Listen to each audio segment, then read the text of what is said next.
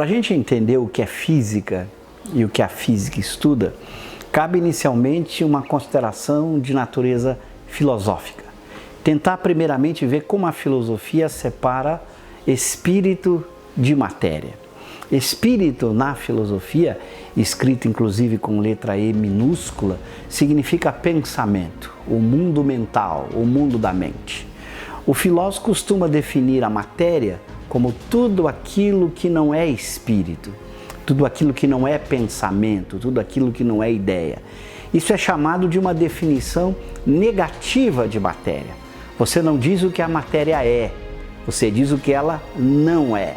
A matéria não é espírito nessa definição filosófica do que seja a matéria. Mas essa definição é importante, porque eu passo a entender o que significa a palavra matéria a partir da ideia que eu tenho do que seja pensamento, do que seja o mundo mental. Como todos nós temos a experiência do próprio pensamento, a experiência desse mundo interior, o mundo da mente humana, então é muito importante fazer essa distinção. Pensamento, esse mundo da mente, e matéria. E matéria, nesse sentido filosófico, é tudo que não é pensamento, é tudo que não é ideia. Portanto, é algo que existe fora do pensamento, fora da ideia. Essa definição negativa de matéria é o que a gente chama uma definição filosófica. Dentro da ciência, em particular dentro da física, se procura dar uma caracterização que a gente chama afirmativa ou positiva de matéria. Procura dizer o que a matéria é, não aquilo que ela não é, como é o caso da filosofia. Aquilo que esta coisa que não é pensamento, que é matéria, de fato ela é do ponto de vista científico. Então cabe à física buscar resposta à pergunta: o que é esse mundo material que não é o mundo da ideia, do pensamento? De que é formada a matéria? Ela é composta de átomos? Quais são as forças interiores da matéria? Quais são essas forças que responderiam por todos os fenômenos naturais? Então esta é a preocupação da física, buscar estudar este mundo material do ponto de vista de entender o que é de fato matéria, apresentando para isso uma compreensão mais ampla do que é todos os corpos materiais a partir do momento em que eu entendo sobre a estrutura fundamental da matéria e as forças que envolvem essa estrutura material.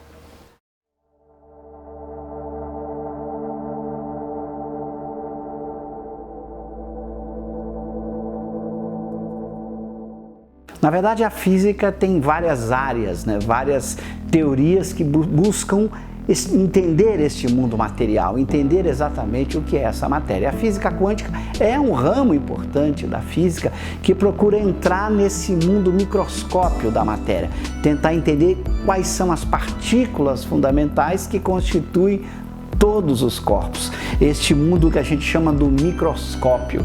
Por exemplo, quando a gente compara com outras áreas da física, se a gente pensa, por exemplo, na teoria da relatividade geral, a sua preocupação não é com esse mundo microscópio da matéria, mas a sua preocupação com os grandes corpos, com os planetas, com as estrelas, como é que se dá o funcionamento do universo nessa dimensão macroscópica, nessa dimensão muito além da dimensão do interior da matéria. Então é apenas uma área da física cuja preocupação fundamental é discutir este mundo interior de partículas e de que maneira este mundo interior funciona e quais são as suas leis fundamentais.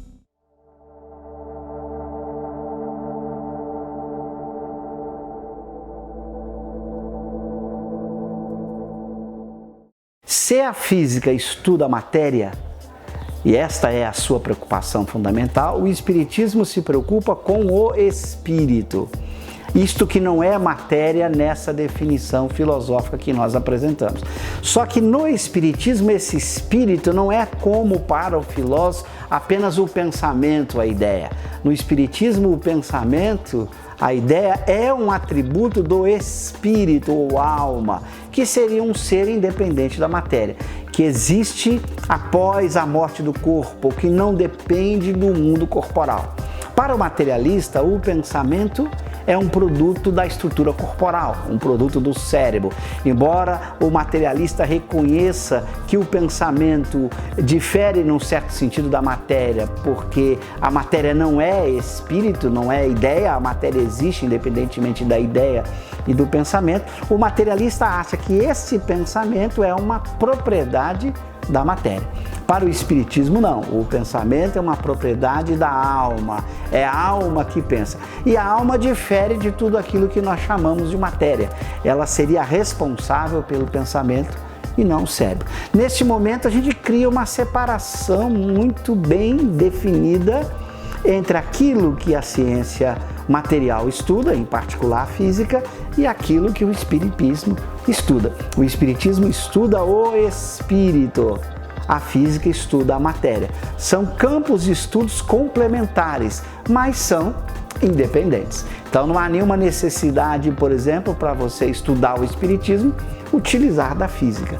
São ramos de estudos que não precisam um do outro. Eu não preciso, para compreender a natureza íntima da matéria, fazer um estudo sobre a alma. Do mesmo jeito, eu não preciso, para estudar a alma como faz o espiritismo, me apoiar na física. São dois ramos que se completam, mas são independentes.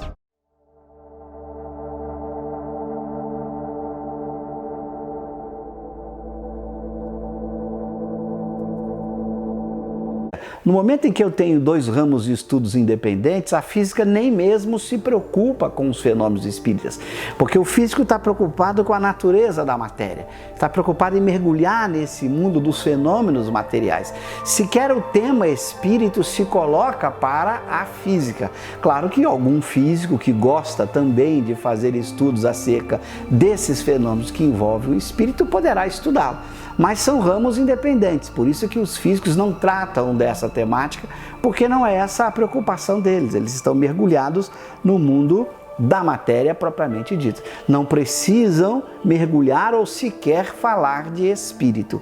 Por isso nós temos essa grande independência entre o espiritismo e as chamadas ciências que tratam da matéria, em particular a física. É claro que, como dentro da visão espírita, matéria e espírito interagem de alguma maneira, já que o espírito na visão espírita não é uma ideia, não é um pensamento, é um ser existente que pensa, e se esse ser interage com o corpo físico, que é um elemento material, então nós temos uma interação entre a alma ou o espírito na visão espírita e a matéria.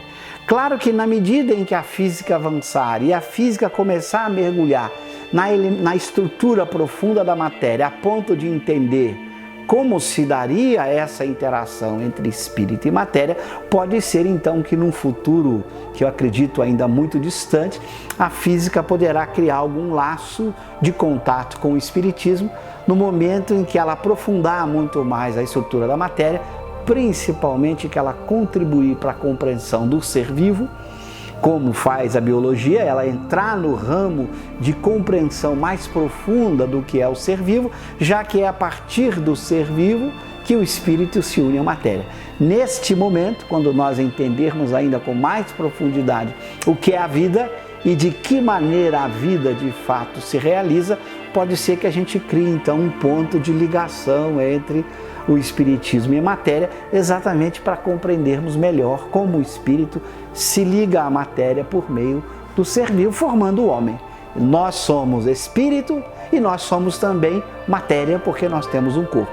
Entender essa relação entre espírito e matéria pode ser que seja um desafio futuro que a ciência algum dia terá que enfrentar. Mas hoje, falando especificamente hoje, são dois ramos de estudos totalmente diferentes. A física estuda a matéria sem se preocupar com o espírito. O espiritismo estuda o espírito sem se preocupar com a matéria. Então hoje nós temos uma independência absoluta entre as duas áreas. Mas o futuro, só Deus sabe de que maneira a ciência material vai avançar para se aproximar do espírito de alguma maneira, quando ela compreender melhor como se dá a relação entre o espírito e a matéria no homem, de que maneira o ser pensante espírito se une ao corpo para formar o ser humano.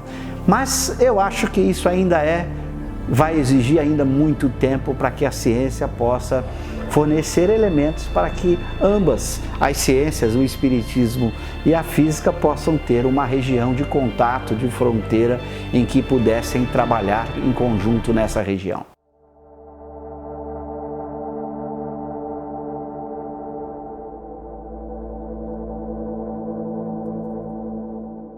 Quando falamos em pensamentos, todos nós temos uma experiência do que seja pensar. É o que a gente chama fazer análise introspectiva, olhar para si mesmo, enquanto você está pensando.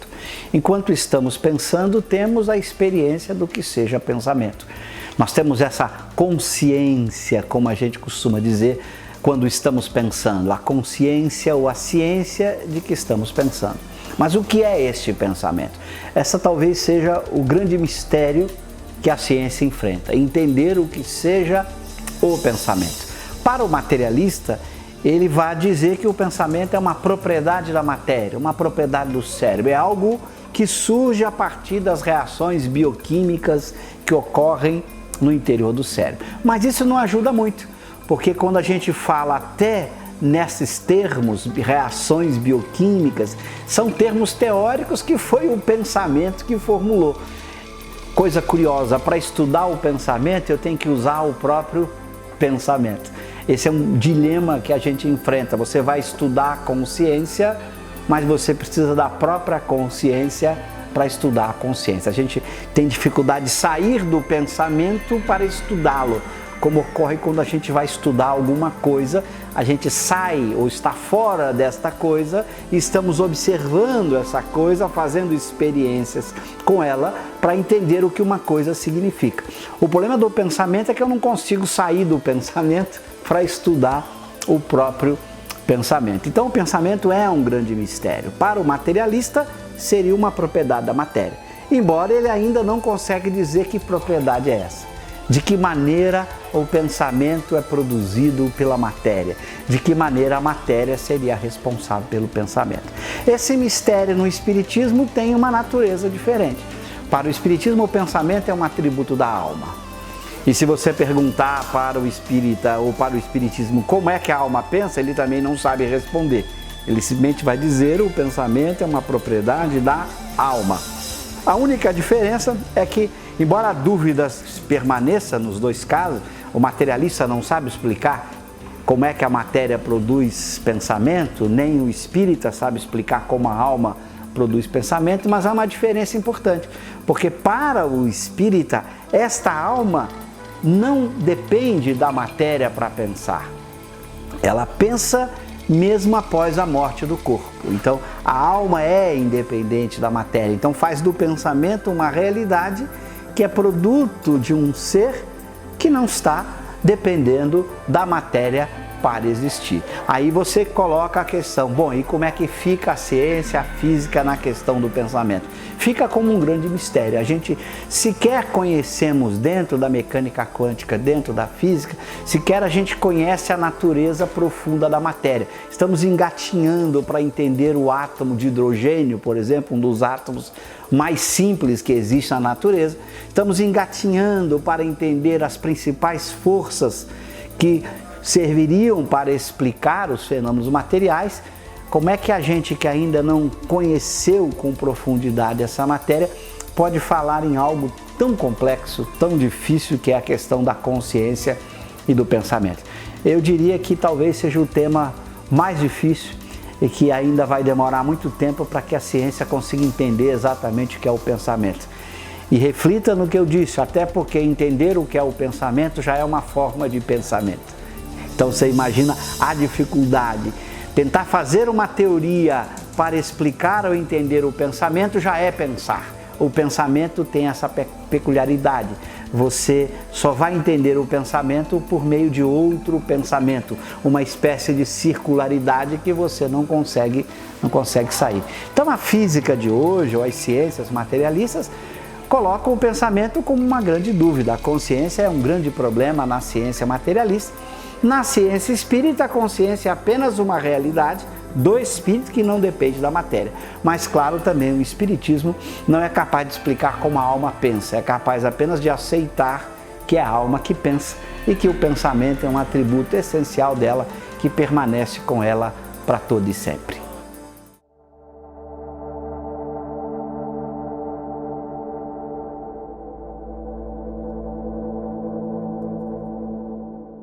Veja, na obra O Livro dos Espíritos, quando os Espíritos vão falar da matéria lá, estamos falando ao século XIX, em 1857, quando Kardec publicou O Livro dos Espíritos. Então, lá em 18 de abril de 57, os Espíritos falam que a matéria tem uma estrutura mais simples, mais elementar, que um dia o homem entenderia. Quer dizer, os diversos compostos e substâncias que estavam presentes na natureza lá, né, meados do século XIX, quando a física da época, a química da época colocava a matéria a partir apenas dos elementos simples, nós tínhamos oxigênio, hidrogênio, ferro, cobre, ouro, como elementos químicos fundamentais, não havia naquele momento uma construção, uma visão atômica de matéria que permitisse você reduzir todos esses elementos químicos num único elemento, formado de partículas menores. Quer dizer, não havia a física avançada naquele século XIX a esse ponto. Então, de certa forma, quando o Espiritismo fala numa matéria elementar primitiva que daria a origem a todas as diferenças entre os corpos materiais, ele estava naquele tempo sendo muito inovador ao colocar isso para que a ciência pensasse que a diversidade das substâncias simples não significava que eu tinha de fato várias matérias diferentes, mas uma única matéria elementar primitiva, que é o nome que os Espíritos vão usar, ou fluido universal, ou matéria elementar primitiva, que vai dar origem a todos os corpos materiais. A física avançou e hoje, dentro da física das partículas, se procura isso, tentar reduzir qualquer tipo diferente de matéria a um conjunto pequeno de elementos que dariam origem aos diversos tipos de matéria. Então, a física tem avançado nesse sentido, de caminhar para entender a matéria básica elementar que estaria por trás de todos os corpos materiais. Vamos aguardar para ver se nós vamos chegar nesta matéria básica elementar, compreender melhor esses elementos primitivos que dariam origem a todos os corpos da natureza. Se caminharmos nessa direção e se tivermos sucessos nesse percurso de chegarmos a essa matéria elementar, nós vamos criar aí sim talvez uma interação melhor entre a física e o espiritismo a partir desta matéria básica elementar que, como os espíritos vão dizer a Kardec, vai dar origem ao corpo do espírito, ao perispírito. Neste momento em que nós tivermos o avanço e a física chegar nessa matéria elementar primitiva, talvez a gente consiga entender melhor o que é o perispírito ou o corpo do espírito, e aí sim nós criaríamos um laço, uma ligação mais estreita entre as ciências da matéria e o próprio espiritismo. Mas hoje ainda não chegamos nessa matéria elementar primitiva. A física ainda coloca várias partículas diferentes dando origem aos diversos corpos. Nós não temos uma partícula única, um elemento único ou um pequeno grupo de partículas já confirmado que daria origem a toda a matéria. Estamos caminhando, talvez cheguemos a esta substância básica elementar que daria origem a todas as outras. Mas isso é futuro, vamos aguardar para ver. Se esse futuro ocorrer, se nós chegarmos a essa matéria elementar, nós vamos criar então um laço de ligação, talvez entre a física e o espiritismo, na compreensão do perispírito ou do corpo do espírito. Mas independente desse futuro, hoje o espiritismo e a física permanecem cada um estudando aquilo que lhe compete estudar.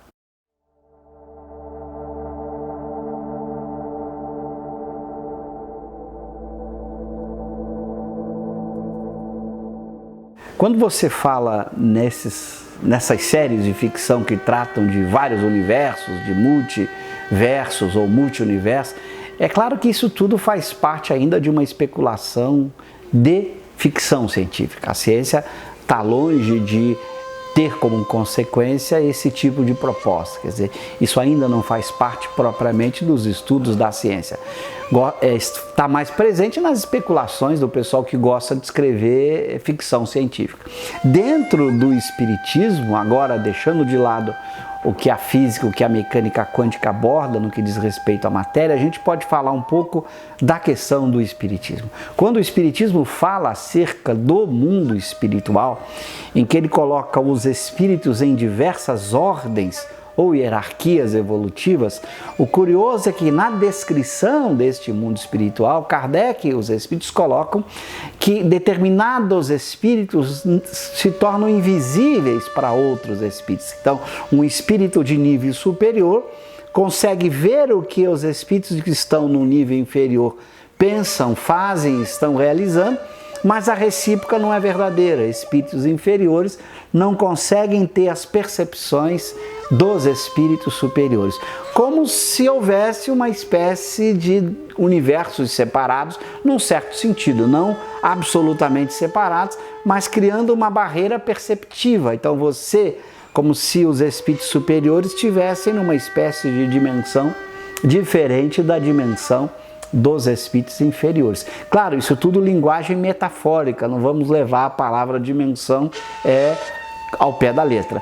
Mas como os inferiores não conseguem perceber ou interagir a hora que querem com esses espíritos superiores, então você percebe que há uma diferença aí perceptiva, como se eles estivessem em dois planos ou dimensões dentro desse mundo espiritual. Então o futuro aguarda muito ainda de pesquisa, de investigação, tanto do ponto de vista do mundo material e principalmente quando avançarmos mais no estudo desse mundo espiritual para compreendermos essas diferenças dos espíritos que estão vivendo no mundo espiritual de acordo com o seu progresso intelecto-moral. Os superiores tendo níveis de realização de vida, situação de vida diferente dos espíritos inferiores. Vamos aguardar para ver, mas até agora ainda estamos falando do ponto de vista dos multiuniversos da matéria, apenas dentro de ficção científica, nada que a ciência moderna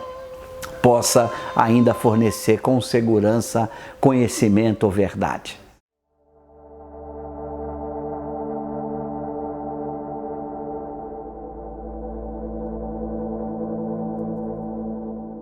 Esse tipo de frase que às vezes a gente escuta na linguagem popular, de que matéria nada mais é do que energia condensada. Esse tipo de frases são o que a gente chama, do ponto de vista filosófico, frases equivocadas. Quer dizer, matéria ser energia condensada é uma forma equivocada de misturar categorias diferentes. Do ponto de vista da física, a energia é uma propriedade matemática, uma propriedade relativa, inclusive, que a conta dela você pode mudar a partir do referencial. Então, por exemplo, se você olha um corpo que está parado em relação a você, por exemplo, esse sofá, se eu calculo qual é a energia cinética desse sofá para mim, já que ele está em relação a mim em repouso, essa energia cinética desse sofá é zero. Mas se, por exemplo, eu, ao invés de calcular a energia cinética desse sofá em relação a mim, fosse calcular a energia cinética desse sofá em relação a alguém que, por exemplo, esteja na Lua ou esteja no Sol, como em relação à Lua ou ao Sol, eu, o sofá e a Terra têm uma velocidade, esse sofá teria uma energia cinética muito alta para quem estivesse calculando essa energia cinética da Lua, a partir da Lua. Ou seja, veja que energia não é alguma coisa, é uma propriedade matemática cujo valor muda de referencial para referencial. Matéria é isso que está aqui.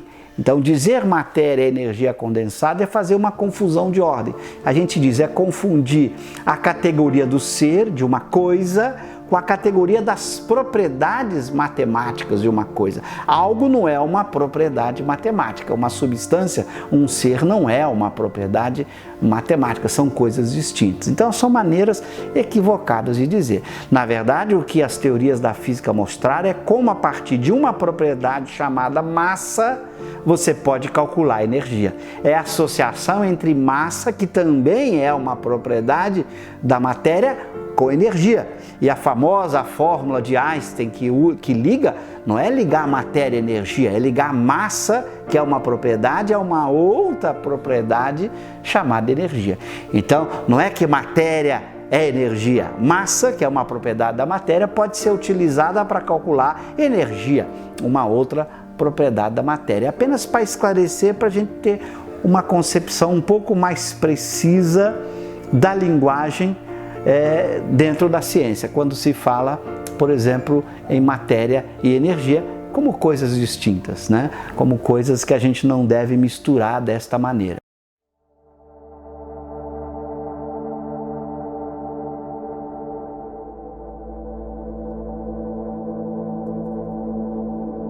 Esse elemento extraordinário que, a partir de ondas sonoras, produz emoções na alma. De que maneira a alma é sensível a partir de produções de sons? Isso também é um grande mistério. Nós sabemos que a estrutura sonora interfere nos sentimentos da alma, faz com que a alma tenha emoções, tenha sentimentos. As sensações que surgem a partir da sensibilidade acústica que nós temos, produzindo na alma sentimentos e emoções especiais. Não sabemos por que isso acontece, só sabemos que isto acontece. E sabemos dos efeitos positivos que certas sensações produzem na alma, produzindo emoções salutares. Então, se você escuta uma música que desperta emoções de alegria, ela pode ser usada como instrumento para que a pessoa abandone às vezes a sua tristeza. Se a tristeza não tiver uma raiz muito profunda, se não for algo que esteja profundamente arraizado na alma, porque se for o tratamento com música não seria suficiente, certamente seria preciso um tratamento psicológico para identificar as raízes profundas na alma daquela tristeza. Mas se for uma tristeza superficial, alguma coisa que tenha acontecido por alguma circunstância, é muito recomendável, inclusive, que você busque produzir na alma emoções opostas à tristeza. Então, se você está triste, a terapia adequada é buscar contextos que produzam alegria em você. E uma música que desperta alegria, que estimula os bons sentimentos, ela pode ser usada com muito sucesso, e ela é usada, todo mundo tem essa experiência, para tirar você, às vezes, de um estado de tristeza, de um estado de sofrimento. Voltando, claro, se esse estado de tristeza e sofrimento não for algo profundamente enraizado na alma. Mas a gente sabe disso por experiência, todo mundo. Você às vezes está triste, escuta uma bela canção que produza boas emoções e os resultados aparecem na alma. Veja a sabedoria divina, né? A alma é sensível a uma série de eventos exteriores que ocorrem na matéria, que ajudam a alma a produzir emoções. É o que Descartes chamava de paixões. As paixões são as emoções que decorrem da influência da matéria. Se a matéria de alguma maneira influencia a alma, produzindo essas emoções. A música é uma forma de produzir emoções da alma, mexendo na matéria, mexendo nas ondas sonoras, produzindo efeitos sonoros que despertam emoções na alma. Fica então uma recomendação, é muito importante que quando você esteja num estado, por exemplo, de tristeza, que você busque música que produzam alegria e não o contrário.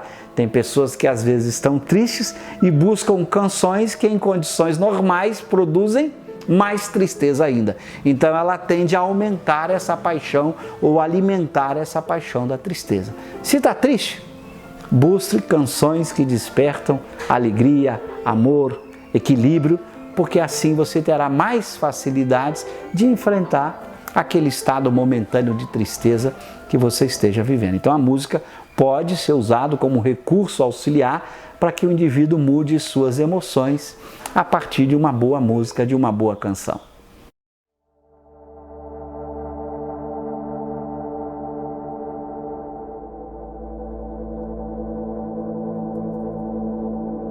A ciência nos últimos 50 anos evoluiu tanto que, se nós compararmos a evolução científico-filosófica que ocorre ao longo do tempo, vamos descobrir que a cada século nós damos um salto evolutivo em ciências e tecnologia superior a todo o tempo anterior. Então a gente vai quase que multiplicando exponencialmente o conhecimento científico-tecnológico do homem na medida em que os anos passam.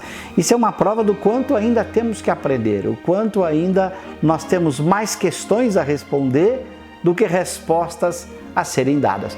Nós sequer conhecemos completamente, como eu já disse, o átomo de hidrogênio, que é o átomo mais simples, que contém um próton, um elétron, um átomo extremamente simples, sequer o compreendemos ainda com profundidade. Então há muita coisa para o homem entender neste conhecimento desse universo extraordinário. Estamos falando apenas do homem do ponto de vista da Terra.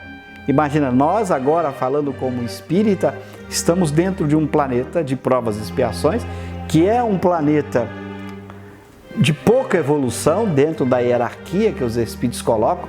Nós ainda temos mundos de regeneração, mundos felizes, mundos celestes ou divinos, temos planetas muito mais avançados e mesmo neste nosso pequeno planeta nós ainda temos tantos mistérios, tantas coisas a serem investigadas, tantas dúvidas a serem respondidas. Então, o que aguarda o espírito? Certamente muito conhecimento pela frente, até chegar ao estado de espírito puro ou perfeito na visão espírita. Ainda temos certamente alguns bilhões de anos de conhecimento, de aprendizado. Lembrando que a ciência é nova. A ciência, as bases da ciência que começaram lá na Grécia com Aristóteles, mas propriamente dito, os filósofos costumam colocar a ciência como sendo lá do século XV, século XVI para cá. Então nós temos aí o que? 500 anos apenas de progresso científico e temos muito ainda pela frente que estudar, que aprender.